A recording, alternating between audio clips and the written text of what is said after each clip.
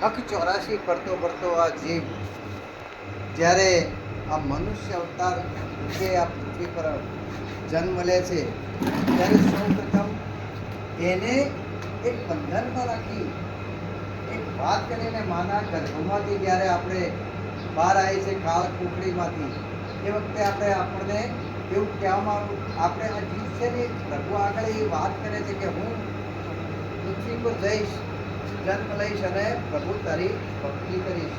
પણ આ માયારૂપી સંસારમાં આવ્યા પછી આ જીવ છે ને માયાના તોતણામાં એવી રીતે બંધાઈ જાય છે કે પ્રભુને ભૂલી જાય છે. ત્યારે ગુરુ આમ જોવા જઈએ તો આપણને પડે પડે માતા પિતા એ આપણા ગુરુ, પણ આ જીવનને સાચી દિશા તરફ લઈ જવા માટે જીવનને આ જે જીવન છે તે કેવી રીતે જીવવું, આ જે મનુષ્ય અવતાર મળ્યો છે લખ 84 ફરતા ફરતા જ્યારે કોટી જન્મના પુણ્યથી આ મનુષ્ય અવતાર પ્રાપ્ત થયો છે ત્યારે આ જે મનુષ્ય અવતારે આપણે શું કરવું છે અને હું કોણ હરિ કૈસા એસી મુજે ભાન સદગુરુ કો દુર્લભ ફિરે તો આંખો મોક્ષ જાન. આ વાત વેદ પુરાણોથી એમાં જે પૂર્ણ ઉલ્લેખ કરેલો છે કે આ વાત સમજવા માટે કોઈ મહાન તત્વવેતા, કોઈ સાચા સમર્થ સંતનો ભેટો થઈ જાય, આપણામાં જિજ્ઞાસા પેદા થાય કે ખરેખર આ વાત મારે જાણવી છે. અને આ વાત જાણવા માટે જે જિજ્ઞાસા પેદા થાય એ જિજ્ઞાસાને આ સંતોષે કોણ? આપણી દરેક સમસ્યાઓનું નિવારણ કોણ કરે? તો આ પૃથ્વી પર માત્ર ને માત્ર ગુરુ મહારાજ કે આ ભારત ભૂમિના જે સંત મહાપુરુષો છે એમના શરણે જઈ અને એમના દર્શન. અને એવું પણ કીધું છે કે તુલસીદાસ મહારાજે પણ એ સુંદર વાત કરી છે કે કોટી જન્મના પુણ્યથી તો અવતાર મળ્યો છે, પણ આ અવતાર શા માટે મળ્યો છે? તુલસી સોહી દિન બડા સંત જો આય બાદ નૈન ભરી ભરી નિરખીએ દુઃખ સમૂળા જાય. દુઃખ કયું છે આપણને? તો આપણને સૌથી મોટો રોગ લાગેલો છે જન્મ મરણ. અને એની પીડામાં ને પીડામાં મનુષ્ય રોજ પીડાતો જાય છે, પણ એને સાચી વાતની ગમ પડતી નથી, સાચી દિશાનું ભાન હોતું નથી. ત્યારે કોઈ સમર્થ તત્વવેતા મહાપુરુષ સદગુરુ મહારાજ મળી જાય અને એમના આશીર્વાદ મળે, પણ આ વાત પણ જેવી તેવી નથી. આ વાત સમજવા માટે, આ વાત જાણવા માટે સદગુરુ મળવા એ પણ દુર્લભ બાબત છે. પણ આપણી જિજ્ઞાસા હોય અને દાસ ભાવે જો આપણે સંત મહાપુરુષના ચરણે જઈ અને ખરેખર તન મન ધન અને ચોથું શીશ અર્પણ કરી આપણે સદગુરુને ખૂબ દાસ ભાવથી આ વાત સમજવાની જ્યારે વાત મૂકીએ ત્યારે ગુરુ મહારાજ તો ખૂબ દયાળુ હોય છે, એટલે એ રે આપણને આ વાતની ગમ પડે છે. બાકી આ સંસારમાં છે ને સાહેબ, તમને કોઈ સગા વાલા ગણો, તમારા મિત્ર સંબંધીઓ બધા બીજી ઘણી બધી વાતો કરશે, તમને આનંદ આવે એવી વાતો કરશે, પણ જીવન મુક્તનો જે સંદેશ છે, જીવન મુક્તનો જે ઉપદેશ છે એ ફક્ત ને ફક્ત સદગુરુ જ કરી શકે. અને આ જીવને આ ત્રણેય લોકમાં જો અમર બનાવી શકે તો ફક્ત ને ફક્ત ગુરુ મહારાજ. એટલે આજનો દિવસ છે ને આ ગુરુ મહિમાનો દિવસ છે. પાછું એવું કહેવાય ને કે સંત સરોવર તરોવર ચોથા વર્ષે બે પરમાર્થને કારણે ચારો દરિયા દે. સંત સદા પરમાર્થી હોય. આપણે કોઈ પાણી પીવું હોય ને તો સરોવર પાસે જવું પડે, પાણી પીવું હોય તો સરોવર પાસે જવું પડે, બરાબર. પછી આપણે ફળ ખાવું હોય તો વૃક્ષ પાસે જવું પડે, એનો મીઠો છવાયડો જોતો હોય તો એની પાસે જવું પડે.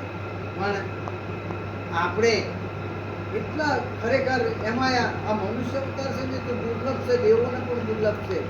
અને આ અવતારે ખરેખર કોઈ સદગુરુની પ્રાપ્તિ થઈ જાય ને તો સદગુરુ આપણી પાસે આપણી તમામ વિટંબનાઓ જે અવિદ્યાના આવરણો જે ઘર કરી ગયા છે ને આપણે અંદર, એ અવિદ્યાના આવરણો કયા કયા કે હું કોણ છું, અવિદ્યાના આવરણો હું કંઈક છું, હું કંઈક છું, હું છું અને મારા વડે સૌ થાય, આ બધું થાય છે.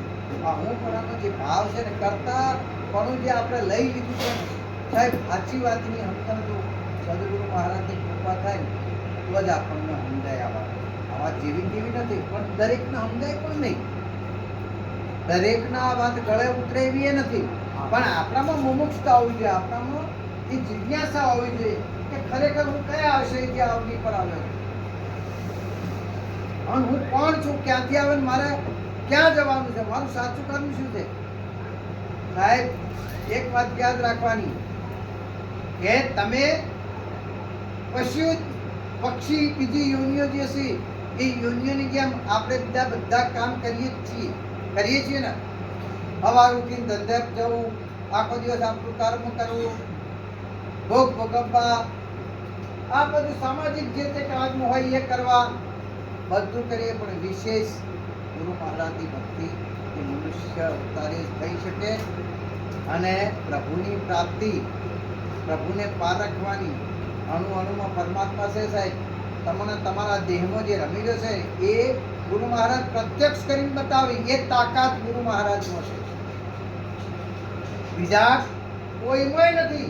કોઈ મોટા ગમે તેવા આપણે ગમે તેનું નામ ના લઈએ કે ગમે તે હોય, ઊંચી પદવીઓ ધરાવતા હોય, બરાબર, કોઈ વડાપ્રધાન હોય, રાષ્ટ્રપતિ હોય, કોઈ મોટો મહાન વૈજ્ઞાનિક હોય, કોઈ અવનવી શોધો કરનારા ગમે તે હોય, પણ છતાંય આ 3.5 મણની કાયામાં જે ચેતન તત્વ રમેલું છે સાહેબ, એની પારખ સદગુરુ મહારાજ સિવાય દુનિયામાં બીજું કોઈ કરાવી શકે.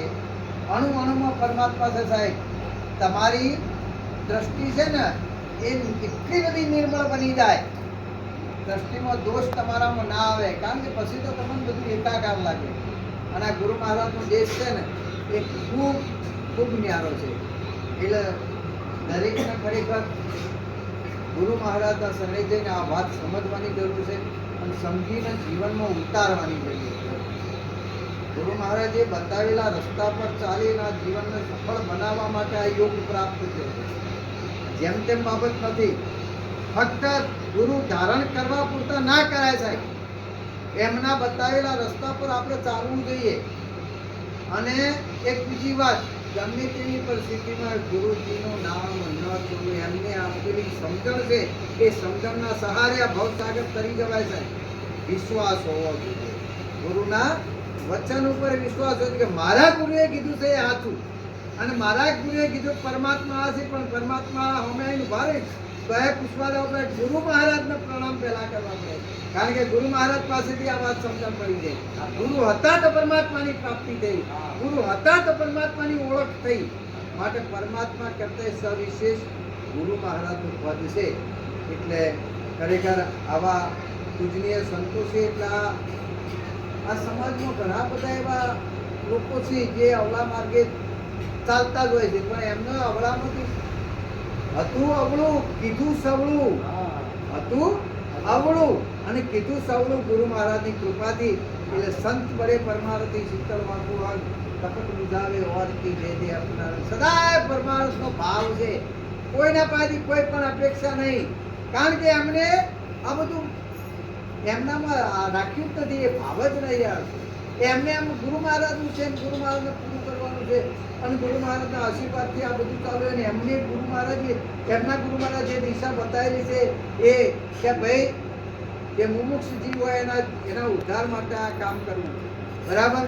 એવો દાસ ભાવ એમના પાસે છે ને એ જ વાત આપણને જે શ્રી કૃષ્ણ ભગવાને અર્જુનને કુરુક્ષેત્રના મેદાનમાં વાત કરી હતી એ જ વાત આજે પણ આ ગુરુ મહારાજ આપણને કરી રહ્યા છે. પણ અર્જુનમાં જે શિષ્ય ભાવ હતો, અર્જુનમાં જે મુમુક્ષતા હતી, અર્જુનમાં જે જિજ્ઞાસા હતી, એ જિજ્ઞાસા આપણને પેદા થાય તો સાહેબ જે અખંડ સ્વરૂપનું દર્શન કરાય એ ગુરુ મહારાજ આજે આપણને કરાવે, પણ આપણી એ દ્રષ્ટિ હોવી જોઈએ. એટલે આજના પવિત્ર દિવસે વિશેષતા કહેતો ભારત ભૂમિના તમામ સંત મહાપુરુષોને અને સવિશેષ ગુરુવર્ય જે મહાન પુરુષો છે, સંત મહાપુરુષો છે, એમના ચરણોમાં